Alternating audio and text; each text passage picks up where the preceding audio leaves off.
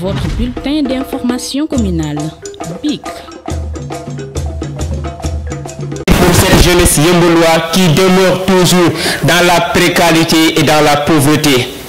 Notre commune, notre localité, Yeumbeul, ne doit plus rester en rade sur n'importe quelle décision qui doit être prise de façon nationale ou autre chose. À partir d'aujourd'hui, nous n'allons plus nous fier aux simples mots de promesses ou quoi que ce soit. Cette jeunesse, à partir de maintenant, va prendre son avenir en main pour décider sur son sort. À partir de maintenant, le CERI sera parmi les déclencheurs des potentialités pour la jeunesse. Notre mission, ce n'est pas seulement encadrer les élèves et les étudiants. Ce n'est pas seulement créer un cadre d'échange pour les élèves et les étudiants, mais aussi de participer au développement de notre localité qui est Yeumbeul. Et c'est dans cette perspective que ce forum a été organisé. Et d'ailleurs, nous pensons aux perspectives même de ce forum pour une continuité de nos activités, dans le sens de répondre aux questions de notre localité à travers des actions concrètes que nous allons mener. Madame, mademoiselles et messieurs, nous sommes honorés de vous recevoir ici en tant qu'invités, en tant que camarades, en tant qu'amis. Nous souhaitons la bienvenue à Yeumbeul et que nous pensons et que nous croyons fortement qu'à travers cette journée, la jeunesse yeumbeloise va s'exprimer d'une seule voix. Nous vous remercions de votre présence et que la fête soit belle. Merci beaucoup. En tant qu'employé, sûrement, mais que cela soit le dernier, que cela soit pas le dernier, ni le dernier effort que vous aurez vers votre destination qui s'appelle avenir.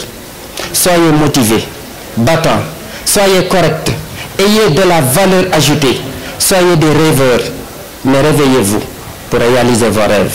Merci. Donc nous sommes là pour vous accompagner, nous sommes là aussi pour vous appuyer dans le cadre de vos activités. Parce que, on le cite souvent, on dit qu'il est très dangereux d'être héritier. Donc, raison de plus, on vous accompagne. Parce que nous ne voulons pas vous laisser comme ça commettre peut-être certaines imprudences dans le cadre de vos activités. C'est pourquoi vous pouvez compter sur notre présence, vous pouvez compter aussi sur nos conseils. Donc tout d'abord, je tenais à remercier la présence donc, des panélistes.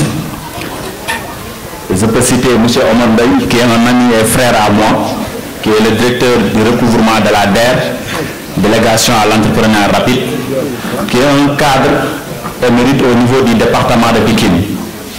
C'est quelqu'un qui déploie ses énergies, qui déploie aussi ses compétences donc pour les jeunes de la banlieue.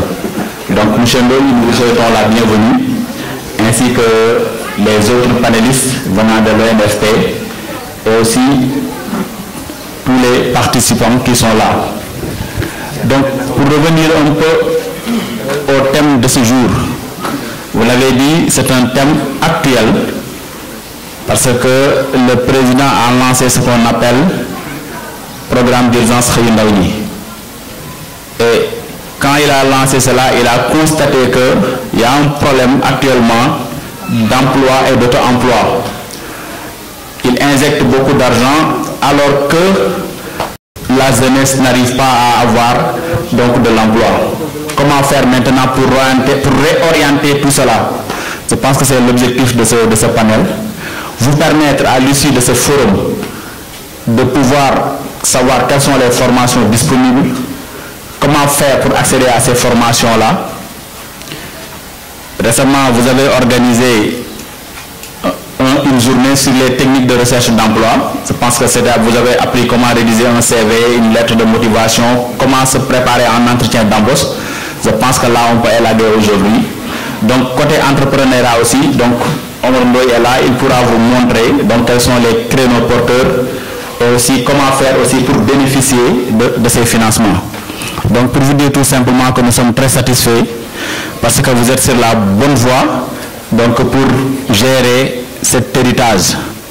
Parce que Olof dafa am lu ñuy wax ngelaana nee na mujjee puso mu réer gàcce la kon fexe leen ba puso bi ñu leen dénk bi ñu réer seeni loxo donc kon foofu la ñuy yam donc di souhaiter une bonne réussite à ce forum. Donc chers panélistes, pour paraphrer mon idole M. Keba Mbaye qui disait que vous êtes écoutés, vous êtes attendus parce que vous allez débattre sur ce thème ô combien actuel. Et je pense que nous qui sommes là, nous serons très satisfaits de vous entendre parler sur ce thème. Je vous remercie et vous souhaite un bon forum. Le président du conseil communal de la jeunesse de Yeumbeul Nord. Permettez-moi tout d'abord de magnifier cette initiative que le collectif des élèves étudiants résidant à Yeumbeul a pris à l'égard des élèves, des étudiants, mais aussi d'une frange de la population qui est une frange tellement importante.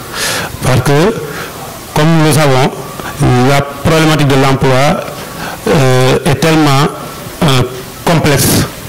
Et le CERI a pris cette initiative au moins pour essayer d'outiller ses jeunes frères, essayer d'outiller la couche la plus importante, c'est la jeunesse.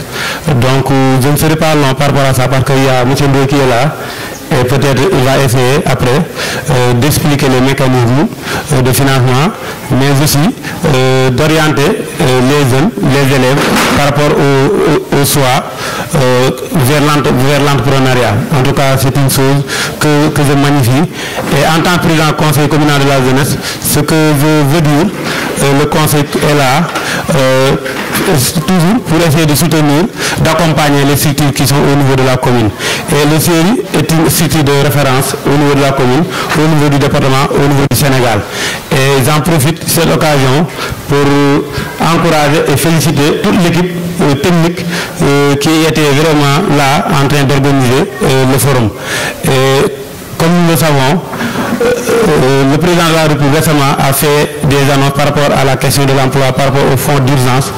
Et je profite de cette occasion pour lancer un appel à tous jeunes, vraiment d'essayer de s'approprier aux mécanismes qui sont dédiés aux jeunes.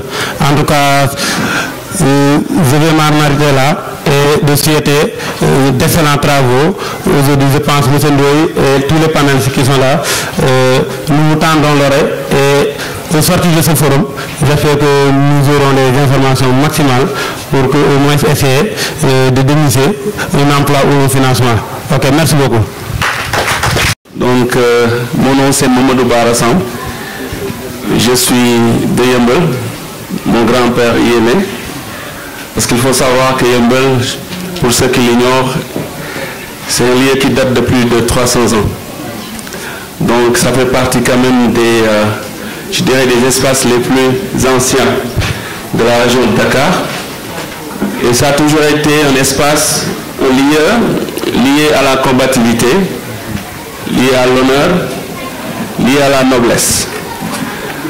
Malgré la précarité des fois et le manque d'infrastructures, Yeumbeul a toujours connu des fils et des filles, en tout cas des enfants qui ont porté très haut le flambeau de la fierté nationale. Et ça, c'est sur vraiment tous les secteurs d'activité. Donc ça ne nous surprend vraiment pas d'être aujourd'hui avec ces jeunes-là très ambitieux, qui quand même ont jugé nécessaire de dire leur mot par rapport à la chose qui les concerne. Donc j'ai vraiment un excellent honneur de partager ce panel avec les invités que nous avons aujourd'hui. Donc je commencerai par les saluer, M. Aïdara déjà de l'ONFP et M. Ndoye de l'ADER, et aussi les chers présidents, je dirais. Donc je vous salue tous. Je dirige aujourd'hui un cabinet aussi qui œuvre dans le domaine de la formation, et on a eu même un excellent plaisir d'être l'initiateur d'un programme qui va être en collaboration justement avec ONFP, qui est un programme national qui va concerner la capacitation et la certification des compétences numériques des agents de l'administration du Sénégal. Donc aujourd'hui, c'est une très grande fierté de partager ce panel. Oui, 50% des diplômés en Afrique peinent de trouver de l'emploi. 50%. Et ça, c'est un rapport de l'Union africaine qui le dit. Et quand on va plus loin, le rapport dit que la cause profonde de ce manque d'employabilité des diplômés africains est liée à l'inadéquation de l'offre de formation et les attentes du marché de l'emploi.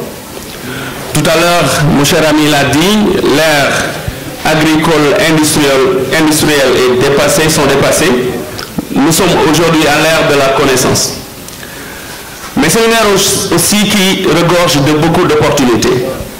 Il fut un temps, il serait très difficile pour un jeune, mais peut-être dans une localité où il n'y a pas assez d'infrastructures pour son éducation, de se donner ce qu'il faut pour aujourd'hui se trouver une certaine place dans la société sans une difficulté vraiment notoire. Aujourd'hui, cette ère-là est révolue. C'est-à-dire, ce qu'il faut surtout retenir, chers amis, c'est qu'on est dans une ère où, pour devenir le meilleur développeur du Sénégal, on n'est même pas obligé d'aller à l'école.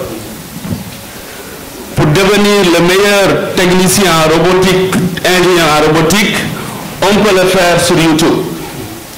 Aujourd'hui, au-delà de ce que l'école nous donne, on a aussi l'opportunité de se donner la formation qu'on souhaite faire, notre passion, de la vivre et de la plus belle des manières en fait. Donc aujourd'hui, il ne s'agira pas surtout d'attendre tout le temps de l'État, des parents, de la localité, mais aussi d'aller chercher ce qu'on veut. Et la bonne nouvelle, c'est que ce qu'on veut est tellement disponible à un niveau où on se perd même devant l'immensité, n'est-ce pas, de l'information, de la connaissance qui existe et qui nous entoure. Aujourd'hui, c'est l'ère des autodidactes, c'est l'ère des personnes qui vont aller à la recherche de l'information, de la connaissance et qui vont s'imposer, créer leur structure. Et je pense que le Silicon Valley est un exemple patent. Aujourd'hui, les ténors de la technologie, les ténors des emplois